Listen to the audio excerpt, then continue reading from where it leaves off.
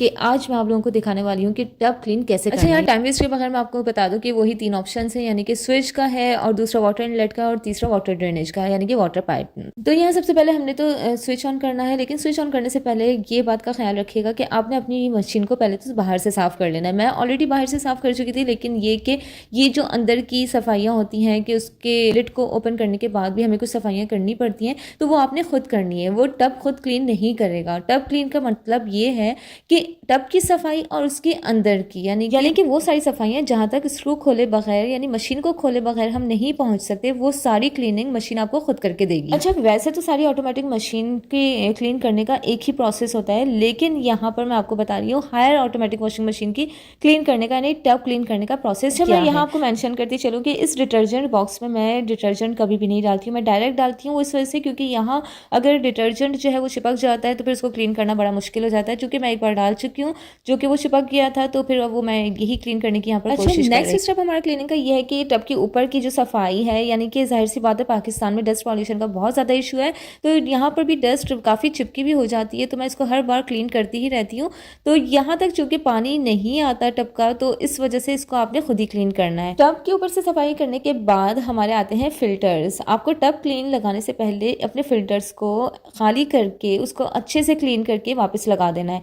यानी आपका जो टब क्लीन का प्रोसेस है वो इसके लिए नहीं है, बल्कि वो सिर्फ टब के लिए है। तो ये फिल्टर्स को आपको खुद ही क्लीन करना है और मैं यहाँ इसको क्लीन कर रही थी। ओपन करने का तरीका मैं आपको पिछली वीडियो में भी बता चुकी हूँ, अगर आपने नहीं देखा है तो एंड स्क्रीन पे आपको उसका लिंक मिल जाएगा। और चूंकि मैं बहुत सारे कपड़े वॉश कर चुकी थी ऑलरेडी, तो इसलिए आप देखेंगे इसमें कितना ज़्यादा डर्ट है, तो मैं इसको निकालूंगी। इसके पाइप वाटर के नीचे आपने इसको वॉश कर देना है, तो आपकी जो नेट है वो बिल्कुल क्लीन हो जाएगी, लेकिन उस तरीके से क्लीन नहीं होगी जिस तरह के आप टब क्लीन के बाद इसको देखेंगे। अच्छा, यहाँ फिल्टर को पानी से क्लीन करने के बाद मैंने इसको बंद करके दोबारा लगा देना है, लेकिन लगाने से पहले जो फिल्टर की स्पेस है, यानी जहाँ फिल्टर हम लगाते हैं उसकी साइड्स को भी आपने क्लीन कर देना है, क्योंकि समटाइम वहाँ पर भी काफ़ी डर्ट जमा हुआ होता है, जैसे कि आप लोग देख रहे होंगे। और अच्छी तरह से डर्ट क्लीन करने के बाद मैंने फिल्टर को वापस लगा दिया, और यही प्रोसेस मैंने दूसरे फिल्टर के साथ भी किया है। उसको निकाला और उसकी सारी डर्ट निकालने के बाद उसको टैप वाटर से वॉश किया, देन उसकी स्पेस की क्लीनिंग करके और मैंने फिल्टर्स को वापस लगा दिया। जैसे कि आप लोग देख रहे होंगे कि इन 2 फिल्टर से ही कितना ज़्यादा डर्ट निकला है। तो फिल्टर का काम यही है कि वो सारी डर्ट अपने अंदर ले लेता है और बाकी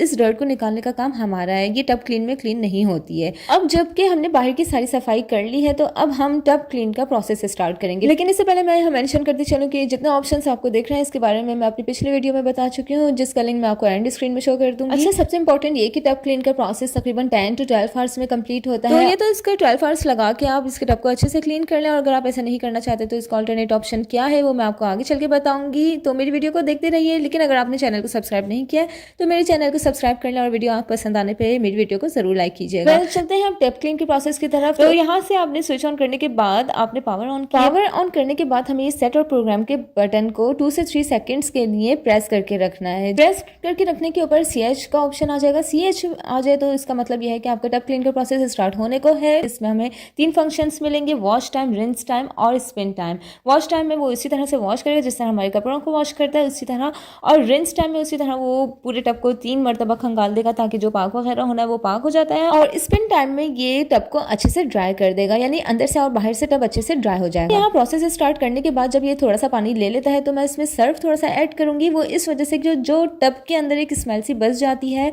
उसको खत्म करने के लिए आप इसमें थोड़ा सा सर्फ भी ऐड कर सकते हैं। तो इससे आपके टब की स्मेल भी खत्म हो जाएगी और टब अच्छे से यानी क्लीन भी हो जाएगा। सर्फ डालने के बाद मैंने इसको दोबारा से बंद किया है और फिर मैंने इसको दोबारा से स्टार्ट कर दिया। और जनाब हमारे टब क्लीन का प्रोसेस यहाँ से स्टार्ट हो गया है। तो इसका फर्स्ट स्टेप यह है कि ये इनलेट के जरिए अपने टब में पूरे तरीके से पानी फिलअप कर लेगा, यानी कि ऊपर तक का पानी इसमें फिल होगा। और चूंकि मैंने आपको बताया कि इसका जो टाइम ड्यूरेशन है वो तकरीबन 10 to 12 आवर्स है, तो इसके हिसाब से आप ये सोचें कि इसका प्रोसेस कितना स्लोली होगा। तो इस हिसाब से आपको थकना नहीं है, बल्कि इसको रात में लगाएं और फिर आप सुकून से सो जाएं। जब आप सुबह उठेंगे तो ये पूरा कंप्लीट हो चुका है। मैं बताती चलूँ कि बहुत से लोग मुझसे पूछ रहे थे कि ऑटोमेटिक मशीन के लिए आप कौन सा सर्फ यूज़ करती हैं, तो वो है ये सर्फ एक्सेल मैटिक, जो कि हायर वालों ने ही रिकमेंड किया है। तो ये सर्फ बहुत बेस्ट है, आप इस ऑटोमेटिक मशीन में ये भी वाला सर्फ यूज़ किया करें, इससे खुशबू भी अच्छी आ जाती है और ये आपकी मशीन के लिए भी बहुत बेस्ट है। और जनाब मशीन यहाँ पूरे तरीके से पानी ले चुकी है, यानी टब को ऊपर तक फिलअप कर चुकी है। लेकिन मैं आपको एक बार लिड ओपन करके दिखा दूं कि पानी कहाँ तक फिलअप हुआ है और जो मैंने सर्फ लिया था उसके हिसाब से कितना झाग बना है। तो आप भी चाहें तो इतना ही सर्फ ले सकते हैं, यानी इतना ही झाग बनेगा, वो भी इनफ ही है। अच्छा, इसका प्रोसेस चूंकि बहुत ज़्यादा लंबा है तो मैंने भी ऐसा ही किया था कि मैंने रात में लगाया और मैं पीएच आने के बाद सो गई थी। उसके बाद जब मैंने उठ के सुबह देखा तो ये पूरे तरीके से क्लीन हो चुकी थी। तो वर्बली मैं आपको ये बता दूं कि CH आता है, CH में ये इस तरह से वॉश टाइम लेता है, यानी कि जिस तरह से हमारे कपड़ों को धुलाई के लिए ये टब को घुमाता है, इसी तरह ये इस खाली टब को भी टब क्लीन करने में घुमाएगा 1 टाइम, फिर थोड़ा सा वेट करेगा, पानी उसी में रहने देगा और फिर दोबारा से घुमाएगा, फिर पानी उसी में रहने देगा, थोड़ा सा स्टॉप हो जाएगा और फिर दोबारा से इसको घुमा के, यानी ये प्रोसेस इसका 3 टाइम्स चलेगा। उसके बाद आ जाता है BH आने के का मकसद ये है कि टब की इनर क्लीनिंग हो रही है, इनर क्लीनिंग में भी काफ़ी टाइम लेगा। उसके बाद वॉश टाइम कंप्लीट होने के बाद आ जाएगा रिंस टाइम में। रिंस टाइम में जैसा कि मैंने आपको बताया कि ये 3 टाइम्स इस टब को खंगालेगा, बिल्कुल उसी तरह जिस तरह हमारे कपड़ों को रिंस करता है 3 टाइम्स या 2 टाइम्स या 1 टाइम, जितने भी टाइम पे आप लगाते हैं वो करता है, लेकिन यहाँ पर ये ऑटोमेटिकली 3 टाइम्स लेगा।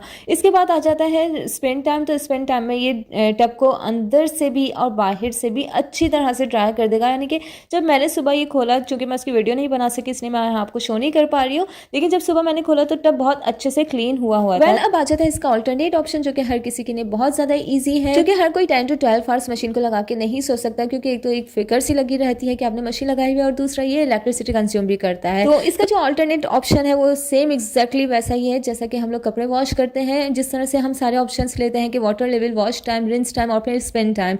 तो आपने वो सारे ऑप्शंस लेने हैं, लेकिन आपने वाटर लेवल जो है इसको फुल रखना है। उसके बाद आपने वॉश टाइम भी आप अपनी मर्जी से लगा सकते हैं कि 3 मिनट्स 5 मिनट्स, यानी टब कितनी देर में क्लीन हो, कितनी देर तक क्लीन होता रहे, आप उस हिसाब से वॉश टाइम ले सकते हैं। उसके बाद रिंस टाइम आ गया है कि आपको अगर टब पाक वगैरह करना है, यानी अगर आप 3 टाइम्स 2 टाइम्स या 1 टाइम रिंस करना चाहते हैं तो आप रिंस टाइम का टाइम लगाएं। और इसके अलावा फिर आ जाता है स्पिन टाइम। स्पिन टाइम में ये होता है कि आप टब को ड्राई कर रहे हैं, तो आप अपने हिसाब से टाइमिंग्स रख सकते हैं। लेकिन यहाँ मैं आपको सजेस्ट करूंगी कि वंस अ ईयर आप अपने टब को जरूर क्लीन करें, यानी टब क्लीन का ऑप्शन जरूर यूज करें, क्योंकि टब क्लीन में इंटरनल क्लीनिंग हो रही होती है। अगर हम अल्टरनेट ऑप्शन ही यूज करेंगे तो इंटरनल क्लीनिंग नहीं होगी, बल्कि उसकी सिर्फ और सिर्फ एक्सटर्नल क्लीनिंग होगी, सिर्फ टब की क्लीनिंग होगी या फिल्टर्स की क्लीनिंग होगी, उसके अलावा इंटरनल क्लीनिंग नहीं हो सकेगी। तो अगर आप अपनी मशीन को सेफ रखना चाहते हैं तो वंस अ ईयर जरूर इसकी टब क्लीनिंग करें, ताकि जो आपकी मशीन भी सेफ रहे और अंदर से भी इसकी क्लीनिंग होती रहे। अच्छा, आफ्टर टब क्लीनिंग यहाँ मेरी मशीन क्लीन हो चुकी है। जैसा कि मैंने आपको बताया कि मैंने जब सुबह उठ के देखा तो मेरा टब ऑलरेडी क्लीन हो चुका था।